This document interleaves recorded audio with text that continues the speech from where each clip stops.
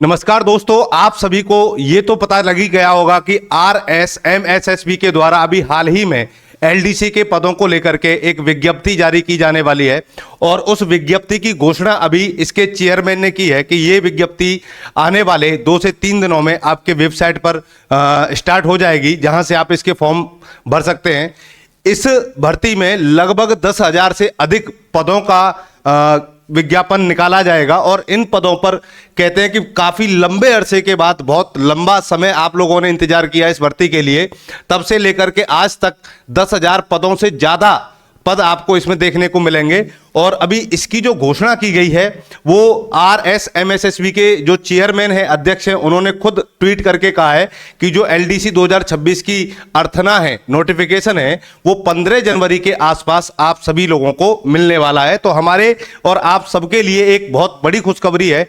इसी एग्जाम के बारे में मैं आपको बताऊंगा कि इसमें आपकी क्वालिफिकेशंस क्या होंगी, कौन कौन सी योग्यताओं के साथ में आप इस फॉर्म को भर सकते हैं, डॉक्यूमेंट प्रोसेस क्या रहेगी, क्या क्या डॉक्यूमेंट आपके इसमें लगेंगे, एग्जाम का प्रोसेस क्या है, कितने पेपर होते हैं और उसके अंतर्गत सिलेबस का जो डिस्कशन किया जाएगा, कितने पेपर का, किस पेपर में क्या क्या सिलेबस है और कितने मार्क्स का आपका पेपर होगा, इन सभी बिंदुओं पर हम लोग एक बार विस्तार से चर्चा कर लेते हैं, फिर धीरे धीरे हम लोग आगे बढ़ते हैं। देखो, सबसे पहला सवाल ये होता है कि LDC 2026 में कौन कौन ऐसे उम्मीदवार होंगे जो इसके लिए योग्य माने जाएंगे, एलिजिबल होंगे।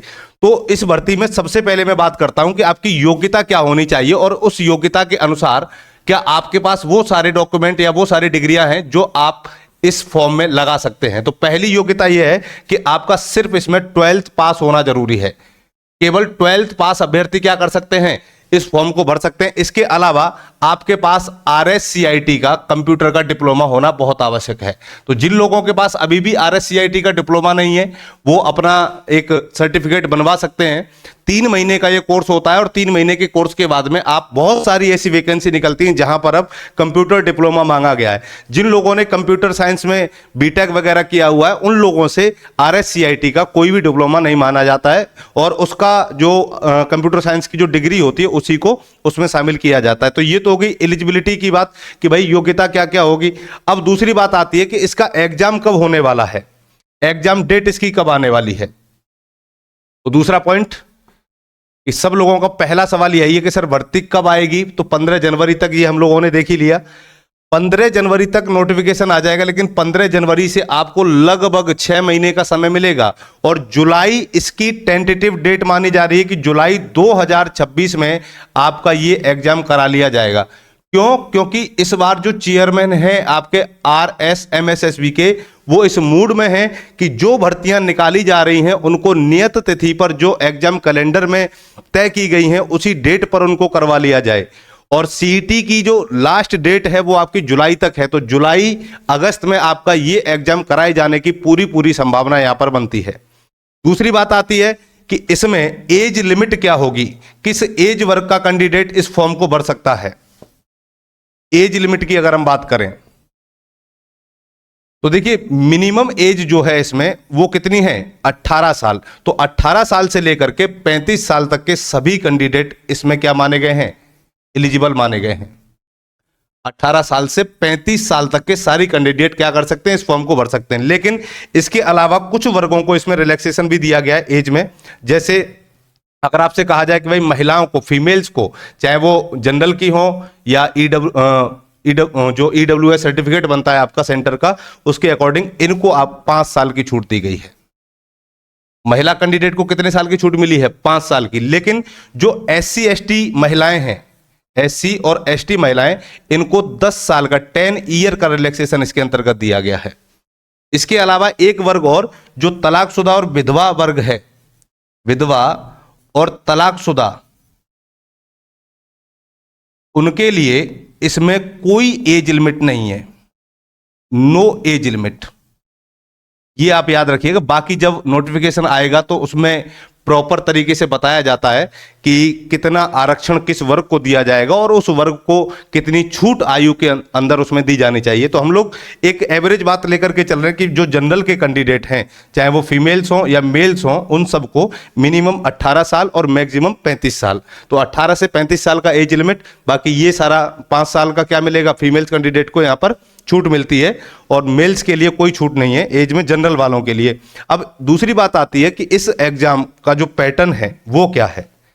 एग्जाम पैटर्न को थोड़ा सा हम लोग विस्तार से समझेंगे कि परीक्षा का पैटर्न क्या है और हमारा इस परीक्षा को क्लियर करने का अपनी एक क्या रणनीति रहेगी। इस पर हम आगे और क्लासेज वीडियो लेकर के आएंगे जिनमें पूरी सटीक रणनीति एक एक सब्जेक्ट की, उनका अपना क्या उसमें रोल है और किस सब्जेक्ट से कितने क्वेश्चन पूछे जाते हैं, उनको किस प्रकार तैयार किया जाए, और आगे राज जॉब्स के माध्यम से बहुत सारी चीजें आपको यहां पर अवेलेबल करवाई जाएंगी। तो देखो, एग्जाम पैटर्न की बात करें हम लोग तो इसमें दो प्रोसेस हैं आपके एग्जाम की। पहली प्रोसेस, एक तो रिटन एग्जाम होगा आपका। रिटन एग्जाम में 2 पेपर होंगे और रिटन एग्जाम के बाद में स्किल टेस्ट होगा। स्किल टेस्ट और रिटन एग्जाम। तो रिटन एग्जाम के अंतर्गत 2 पेपर कौन कौन से होंगे, पेपर 1 और पेपर 2। पेपर 1 और पेपर 2। पेपर 1 में आपके 3 सब्जेक्ट आएंगे। पहला जनरल नॉलेज,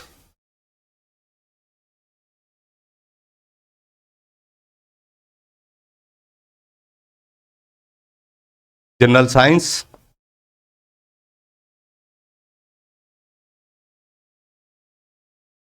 और तीसरा मैथमेटिक्स। अब यहां से आपसे 150 क्वेश्चन पूछे जाएंगे। तो पेपर 1 में 150 क्वेश्चन और जो मार्किंग रहेगी वो 100 नंबर की रहेगी। तो 100 मार्क्स के आपसे यहां से कितने प्रश्न पूछे जाने हैं, 150 प्रश्न पूछे जाने, जहां 50 क्वेश्चन जनरल नॉलेज से, जीके से रहेंगे, 50 क्वेश्चन जनरल साइंस जीएस से रहेंगे और 50 क्वेश्चन आपके मैथ से रहेंगे। पेपर 2 वही लोग क्लियर कर पाएंगे जिनकी भाषा पर अच्छी पकड़ होगी। भाषा पर अच्छी पकड़ का मतलब यह है कि जिनकी हिंदी भाषा अच्छी होगी और इंग्लिश लैंग्वेज अच्छी होगी। हिंदी और इंग्लिश।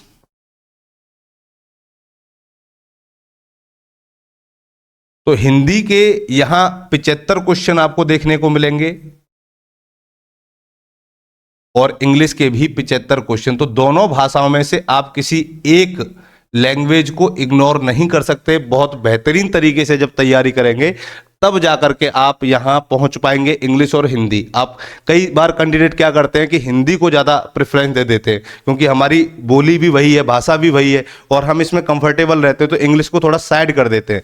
एलडीसी में क्या किया जाता है कि भैया मिनिमम पासिंग मार्क्स आपको दोनों सब्जेक्ट में लाने ही पड़ेंगे। ऐसा नहीं है कि इसको आप साइड कर दो और हिंदी में अच्छे मार्क्स ले आए, या हिंदी को साइड कर दो इंग्लिश में अच्छे मार्क्स ले आए। तो दोनों सब्जेक्टों पर आपको बराबर पकड़ बनानी है। यहां भी जो टोटल क्वेश्चन होंगे वो आपके 150 रहने वाले हैं, 150, और मार्किंग जो रहेगी वो 100 मार्क्स की रहेगी। अब यहां पर बात करते हैं कि जो रिटन एग्जाम है इसमें नेगेटिव मार्किंग कितनी है।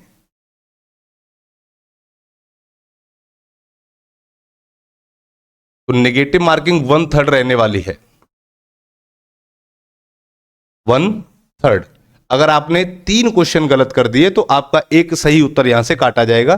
फिर एक होगा आपका स्किल टेस्ट, और स्किल टेस्ट में आपसे टाइपिंग करवाई जाएगी नियत समय में, जिसे हम लोग टाइपिंग टेस्ट भी कहते हैं। क्लियर है? तो रिटन एग्जाम पास कर लिया, टाइपिंग अगर आप पास नहीं कर पा रहे हैं तो आपको दोनों चीजों पर बराबर मेहनत करनी है, साथ में एग्जाम की तैयारी भी करनी है। इसके अलावा आपको टाइपिंग टेस्ट भी देना है, और टाइपिंग टेस्ट में जिन लोगों की स्पीड अच्छी होती है उन्हीं लोगों को प्रेफरेंस दी जाती है। ऐसा नहीं है कि आप यहां पर तो टॉप कर गए। रिटन एग्जाम में हम लोग कई बार क्या करते हैं, बहुत अच्छे मार्क्स लेके आते हैं, लेकिन इसके बाद भी क्या होता है कि अच्छे मार्क्स हैं और स्किल टेस्ट में हम लोग माइनर सेकंड के डिफरेंस से रह जाते हैं, तो आपकी मार्किंग वहां पर कोई काम नहीं आती है। इसलिए आपको दोनों पक्षों पर बराबर ध्यान देते हुए अपनी मेहनत को आगे बढ़ाना है। क्लियर है यहां तक? अब जो जनरल नॉलेज है, जनरल साइंस है, मैथमेटिक्स है, इन सभी सब्जेक्ट के बारे में अपने अपने सब्जेक्ट के जो विषय विशेषज्ञ हैं राज जॉब्स पर, वो सब अपने अपने सिलेबस को आपके सामने डिफाइन करेंगे और बताएंगे कि किस तरीके से आपको 50 में से 50 मार्क्स उसमें गेन करने हैं। तो आगे जो वीडियोज आपको मिलेंगी एलडीसी से संबंधित, वो सिलेबस डिस्कशन की मिलेगी, उससे पहले मैं आपको एक घोषणा कर दूं कि आगामी 2 या 3 दिनों के भीतर भीतर राज जॉब्स आपके लिए एक कोर्स लेकर के आ रहा है, जिसमें आपको कंप्लीट एलडीसी का सिलेबस मिलेगा और इस कोर्स की बहुत ही मिनिमम कॉस्टिंग रखी गई है, वो है 100 रुपए।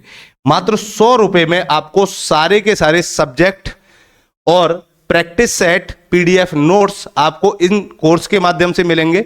और इस कोर्स की जानकारी अगर आपको लेनी है तो राज जॉब्स चैनल पर जो नंबर दिया गया है आप उस पर कॉल कर सकते हैं। फिर मिलते हैं इसके अगले नोटिफिकेशन में। जैसे ही सरकार घोषणा करती है और आगे जितने भी सूचना इससे संबंधित आती हैं वो समय पर आपके पास उपलब्ध होती रहेंगी। तब तक के लिए धन्यवाद, नमस्कार।